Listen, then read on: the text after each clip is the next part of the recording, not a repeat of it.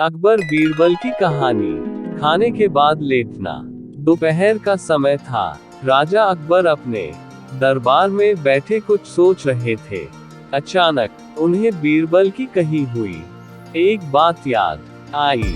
उन्हें याद आया कि एक बार बीरबल ने उन्हें एक कहावत सुनाई थी, जो कुछ इस तरह से थी: खाने के बाद लेटना और मारने के बाद भागना एक सयाने मनुष्य की निशानी होती है। राजा सोचने लगे, अभी दोपहर का समय है, यकीनन बीरबल खाने के बाद सोने की तैयारी में होगा। चलो आज उसकी बात को गलत साबित किया जाए। ये सोचकर उन्होंने एक सेवक को आदेश दिया कि इसी वक्त बीरबल को दरबार में उपस्थित होने का संदेश दिया जाए। बीरबल अभी खाना खाकर बैठे ही थे कि सेवक राजा का आदेश लेकर बीरबल के पास पहुंचा। बीरबल आदेश के पीछे छिपे राजा की मंशा भली भांति समझ गए। उन्होंने सेवक से कहा, तुम थोड़ी देर रुको, मैं कपड़े बदलकर तुम्हारे साथ ही चलता हूँ। अंदर जाकर बीरबल ने अपने लिए एक तंग पजामा चुना। पजामा तंग था तो उसे पहनने के लिए उन्हें बिस्तर पर लेटना पड़ा।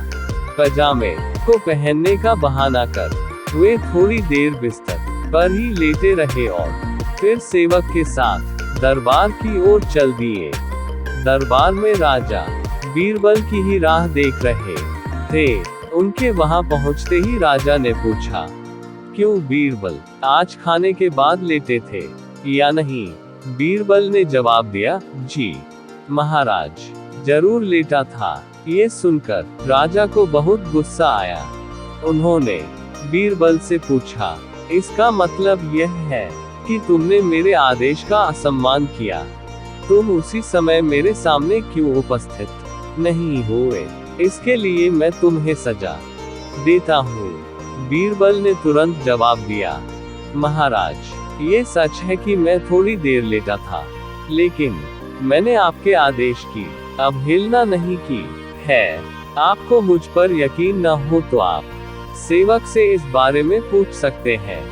हाँ, ये अलग बात है कि मुझे इस तंग पजामे को पहनने के लिए बिस्तर पर लेटना पड़ा था।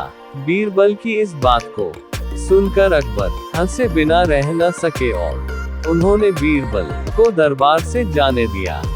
कहानी से सीख। इस कहानी से हमें ये सीखने को मिलता है कि परिस्थिति को भांपते हुए हमारे द्वारा उठाया गया एक कदम हमें अनेक मुसीबतों से बचा सकता है।